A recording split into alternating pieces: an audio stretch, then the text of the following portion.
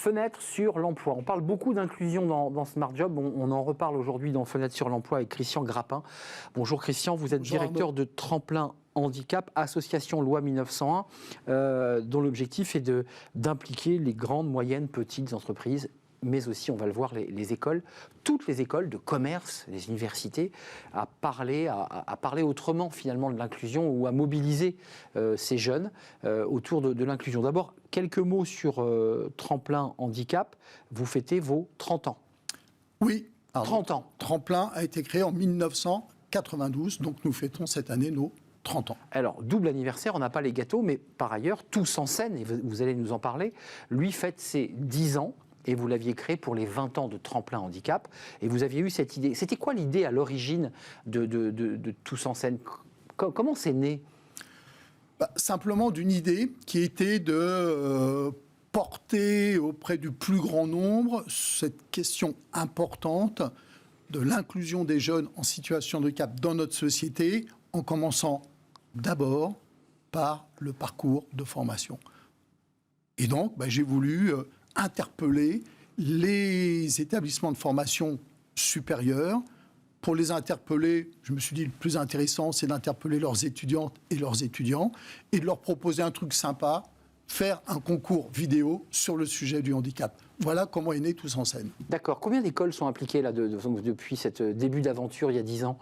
Alors aujourd'hui, c'est plus de 450, près de 500 écoles de tout type en plus, des universités, des écoles de commerce, des écoles d'ingénieurs, des CFA, c'est important, des lycées pour la partie BTS, et puis des écoles un peu spécialisées. Pas plus tard que tout à l'heure, un étudiant du cours Florent nous a interpellés en disant « mais comment je peux participer à tout ça ?» Théâtre, cinéma. Oui. Donc c'est-à-dire que lui, il jouerait une scène, j'imagine, dans Tous en scène pour apporter sa contribution. C'est quoi ? C'est une manière aussi subtile de parler du handicap, de le regarder autrement, de permettre aux personnes handicapées de prendre leur place. Parce que le fond de votre combat, quand même, c'est de donner une place à ces femmes et hommes handicapés ou en situation de handicap et qu'ils trouvent leur place dans l'entreprise. Et objectivement, ça reste encore très compliqué. Ça reste encore très compliqué. Je vous rappelle que la loi de 1987, donc 87, ça fait quoi ? Ça fait 35 ans. Oui, ça fait plus de 30 ans. Ça fait 35 ans. Donnait une obligation d'emploi de 6%. On en est où aujourd'hui en France ? 3,5%. Alors ça a progressé, mais on n'est pas aux 6%. Vous vous rendez compte, 35 ans pour arriver à 3,5% par rapport à un objectif de 6%. Il y a quand même encore du travail à faire. Parce que vous, évidemment, il y a cette mobilisation de Tous en scène pour permettre à la nouvelle génération de comprendre ce qu'est le handicap, de vivre avec, de partager aussi avec les personnes handicapées. Mais la réalité plus corporate, c'est que l'entreprise, elle a du mal. Certaines font de gros efforts, d'autres ne jouent pas le jeu. Pourquoi ça ne marche pas si bien que cela ? Alors, d'abord, il y a un premier obstacle, qui est l'obstacle du diplôme. On s'aperçoit que de plus en plus, les entreprises recrutent à des hauts niveaux de diplôme. Je ne vous parlerai pas de la massification scolaire, ce qui fait que de plus en plus de jeunes sont en Bac plus 4, Bac plus 5. Aujourd'hui, il y a des doubles diplômes, des triples diplômes. Sauf pour les jeunes handicapés. Eh bien, justement. Ben oui. Sauf pour les jeunes Ils ont du mal à aller jusqu'au bac. Qui ont du mal à aller jusqu'au bac, qui ont énormément de mal à accéder aux études supérieures et qui ont beaucoup de mal à accéder à des niveaux Bac plus 4, Bac plus 5. Aujourd'hui, en France, rapport éducation de l'enseignement supérieur, 7000 étudiantes et étudiants en situation de handicap sont inscrites et inscrits, 7000, en Bac plus 4, Bac plus 5 en France. C'est dérisoire. Comment voulez-vous qu'ils luttent contre les plus de 500 000 jeunes qui sont en Bac plus 4, Bac plus 5 ? On n'arrive pas à comprendre, ça c'est intéressant d'avoir l'expert que vous êtes, vous avez une vue, je dirais, panoramique sur ce sujet. C'est les étudiants qui je dirais, se censurent, handicapés, ou c'est les structures, je dirais, les cadres, les murs, le bâti qui fait qu'on n'arrive pas à les accueillir parce que ce n'est pas adapté pour les personnes handicapées. C'est quoi le problème ? Alors, il y a beaucoup d'autocensure encore aujourd'hui. Je n'y vais pas parce que je n'y ai pas ma place. Je n'y vais pas parce que je pense que c'est pas possible, je pense que c'est pas pour moi. Il y a aussi les familles qui ne veulent pas forcément mettre leur enfant, du moins pense-t-il, en danger en disant mais pourquoi je vais l'encourager alors que c'est l'échec ? Tu te mets en danger, peut-être que tu seras mal accueilli aussi, il y a cette peur. Exactement, il y a ça. Et puis, il y a aussi un manque d'information sur les possibilités aujourd'hui qui existent, parce qu'il faut quand même le dire, d'accueil des établissements d'enseignement supérieur. Il n'y a pas que l'accessibilité, je dirais, du bâtiment. Ouais, il n'y a pas que le côté fauteuil, mais il y a aussi, est-ce que les connaissances, est-ce que je suis malvoyant, je suis malentendant, est-ce que quand un professeur va parler, est-ce que quand il va me présenter un PowerPoint, est-ce que je vais avoir accès à l'information ? Non. Est-ce que dans les examens, c'est adapté ?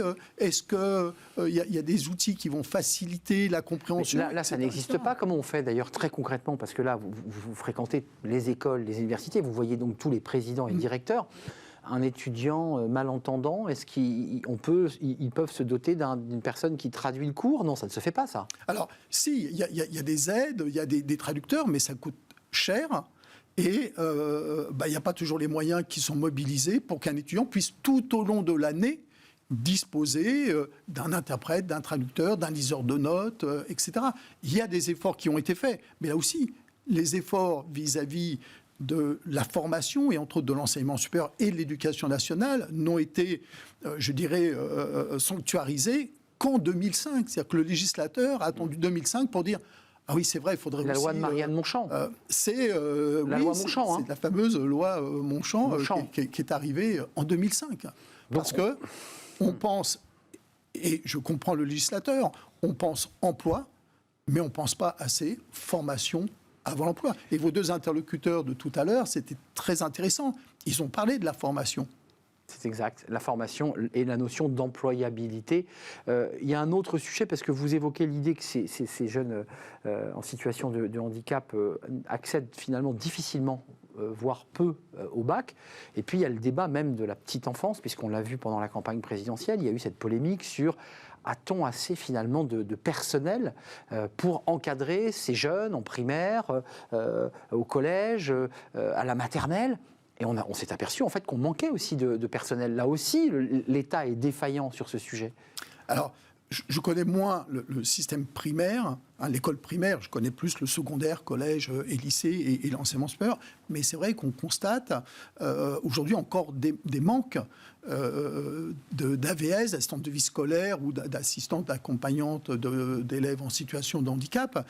Alors certes, il y a quand même un point qu'il faut soulever, et que je tiens à soulever, c'est que depuis 2005, il y a une grande hausse des jeunes en situation de handicap en primaire, en secondaire et aussi dans les études supérieures. Mais donc ça progresse. Oui, on aurait tort, et ce serait malhonnête, de dire que ça ne progresse pas.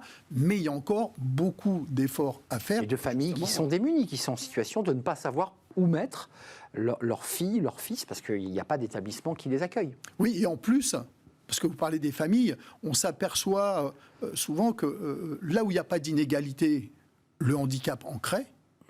Et là où il y en a, inégalité économique, parler des familles, territoriales, de genre, etc., le handicap ne fait que les amplifier. Évidemment. Parce qu'il y a des telles démarches, il y a des familles qui n'arrivent pas aujourd'hui à faire les démarches. Évidemment, la difficulté aussi administrative par une forme de bureaucratie très très complexe. Un dossier MDPH, il faut s'y retrouver. C'est exactement. On en revient au débat sur la bureaucratie d'ailleurs. Merci Christian Grappin d'être venu nous rendre visite. Avec plaisir. Les 30 ans de Tremplin Handicap, les 10 ans de Tous en scène. Allez sur le site, il y a plein de vidéos où les étudiants se mettent en scène justement et nous font partager leur regard sur le handicap.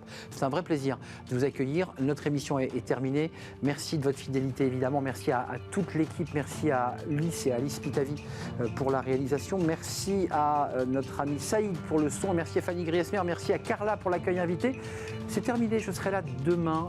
D'ici là, restez fidèles à tous nos programmes de Bismart. Bye bye.